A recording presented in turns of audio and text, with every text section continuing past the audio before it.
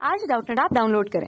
Doubtnut पर अपने सभी गणित, रसायन विज्ञान, भौतिक विज्ञान और जीव विज्ञान के डाउट्स का करो सफाया। बस प्रश्न की फोटो खींचो, एक ही प्रश्न को क्रॉप करो और तुरंत वीडियो सोल्यूशन पाओ।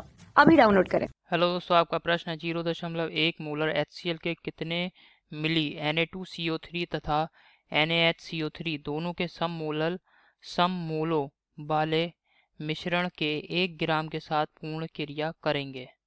तो चलिए इस प्रश्न को हल करते हैं दोस्तों।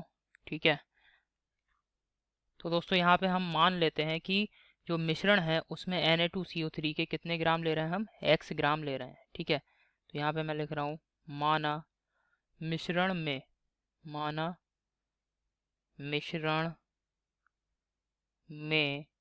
Na2CO3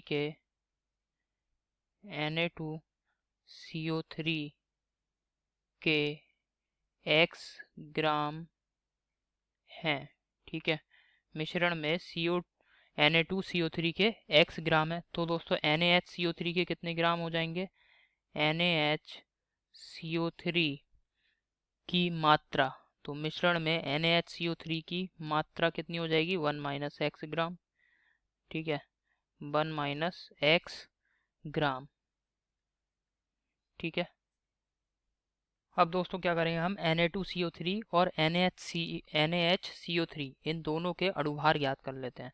तो Na2CO3 का अणुभार ज्ञात कर रहे हैं, तो यहाँ पे Na2CO3 का अणुभार कैसे ज्ञात करेंगे दोस्तों?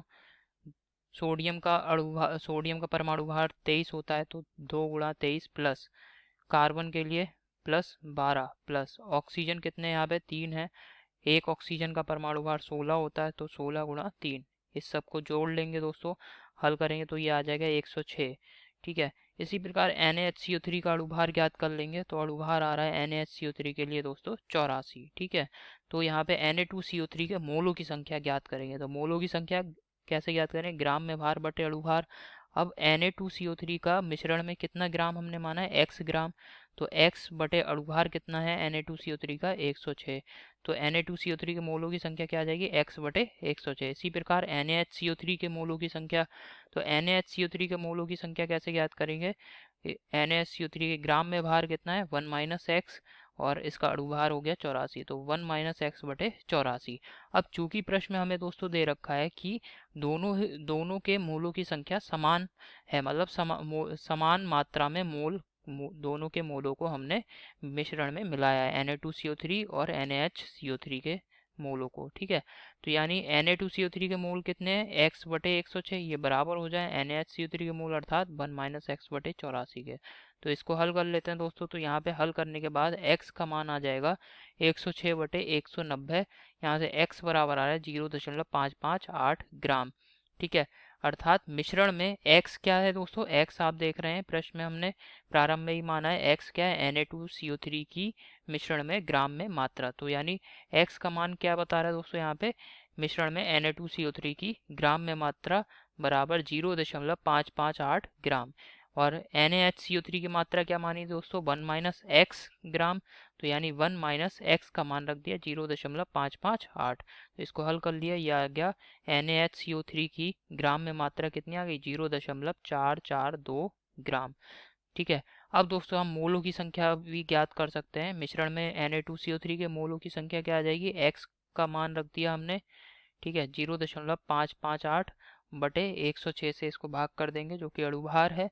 ठीक है, तो यहाँ पे Na2CO3 के मोल आ रहे हैं 0.00526।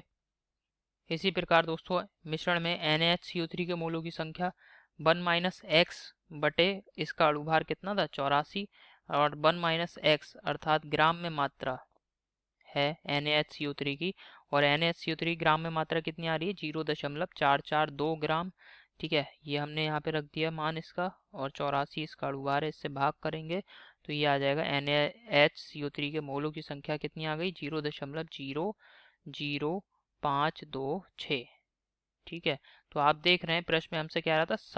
मोलों की संख्या दोनों की मिश्रण में क्या है? समान है। तो अर्थात आप यहाँ पे देख रहे हैं दोनों के मोलों की संख्या क्या आ रही है? समान आ रही है। Na2CO3 और NaHCO3 के दोनों के मोलों की संख्या क्या आ रही है? समान आ रही है। अब दोस्तों HCl के साथ अभिक्रिया देख लेते हैं। यहाँ पे किस प्रकार से क्रिया होगी? Na2CO3 + 2HCl और यहाँ पे बनेगा 2NaCl plus H2O plus CO2। तो यहाँ पे दोस्तों Na2CO3 का अगर इस अभिक्रिया गुणांक देखा जाए तो 1 मोल 1 है, अर्थात Na2CO3 का 1 मोल क्रिया करेगा HCl के कितने मोल से? 2 मोल से। ठीक है, तो 1 मोल Na2CO3 का अगर क्रिया कर रहा है तो 1 मोल का दोस्तों यहाँ पे और Na2CO3 के मोलों की संख्या कितनी है? 0.00526। ठीक है, तो 1 मोल चूंकि 2 मोल से क्रिया कर रहा है तो 0.00526 मोल, यही तो है मोलों की संख्या मिश्रण में Na2CO3 के। तो ये इतने मोल HCl के कितने मोल से क्रिया करेंगे? इसमें 2 से गुणा हो जाएगी, तो 2 गुणा 0.00526 मोल HCl से क्रिया करेंगे। इसी प्रकार NaHCO3 के लिए देख लेते हैं अभिक्रिया। NaHCO3 प्लस HCl क्या बनेगा? NaCl plus H2 plus CO2। ठीक है, तो इस अभिक्रिया में दोस्तों NaHCO3 का आप देख रहे हैं 1 मोल लिया गया है और NaHCO3 का 1 मोल HCl के 1 मोल से क्रिया कर रहा है। तो NaHCO3 के मिश्रण में कितने मोल हैं? 0.00526 मोल हैं। तो ये HCl के कितने मोल से क्रिया करेंगे? 0.00526 मोल से क्रिया करेंगे। ठीक है, तो Na2CO3 के साथ क्रिया करने के लिए आवश्यक HCl के मोलों की संख्या कितनी है? 2 गुणा 0.00526 मोल, जबकि NaHCO3 के साथ क्रिया करने के लिए आवश्यक HCl के मोलों की संख्या कितनी है? 0.00526 मोल।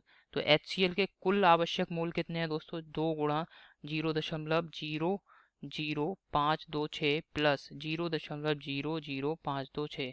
तो HCl के कुल आवश्यक मोलों की संख्या कितनी आ रही है हल करने पर? 0.01579 मोल। ठीक है, तो इतने HCl के कितने मोल आवश्यक हैं दोस्तों? 0.1579 मोल। अब हमें मोलरता दे रखी है HCl विलयन, जो विलयन है HCl इसकी मोलरता दे रखी है 0.1 मोलर, और हमें बताना है कितने मिलीमीटर आयतन की आवश्यकता है, कितना मिलीमीटर चाहिए हमें HCl का। तो HCl के मोलों की संख्या हमें ज्ञात हो गई, कितने आवश्यक हैं दोस्तों HCl के मोल? 0.00157 मोल युक्त विलयन के लिए अगर हमें आयतन को निकालना है मिलीलीटर में तो ये आ जाएगा 1000 बटे मोलरता जो दे रखी है 0.1 गुणा जो भी आवश्यक मोल है HCl के उनसे हमें इसमें गुणा कर देंगे, तो ये आ जाएगा 0.01579। तो हल कर लेते हैं दोस्तों, ये आ रहा है 157.9 मिलीलीटर। ठीक है, तो HCl के कितने मिली आवश्यक हैं अभिक्रिया के लिए? 157.9 मिली HCl की आवश्यकता होगी। तो यही हमारे प्रश्न का उत्तर है। आशा करता हूँ आपको समझ में आया होगा दोस्तों। धन्यवाद। कक्षा 6 से 12वीं से लेकर नीट, IIT, JEE वो एडवांस के लेवल तक 1 करोड़ से ज्यादा छात्रों का भरोसा। आज ही डाउनलोड करें डाउटनेट ऐप या व्हाट्सएप करें अपने सारे डाउट्स 8400 400 400 पर।